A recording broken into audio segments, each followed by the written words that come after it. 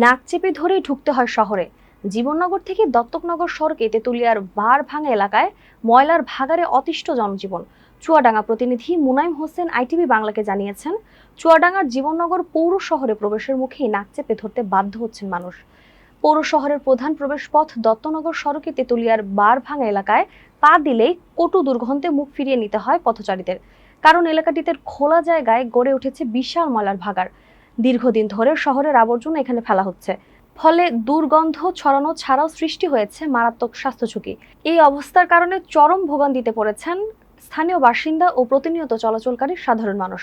স্থানীয়দের অভিযোগ, দুর্গন্ধে জীবন অতিষ্ঠ হয়ে উঠেছে। বাড়ির দরজা জানালা বন্ধ রেখেও স্বস্তি নেই।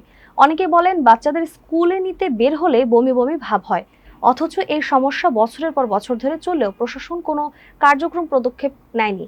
আমরা একটি উপযুক্ত জায়গা খুঁজছি যেখানে এই ময়লা স্থানান্তর করা যাবে।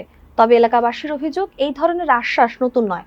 বছরের পর বছর একই কথা বলা হলেও বাস্তবে কোনো উন্নতি নেই।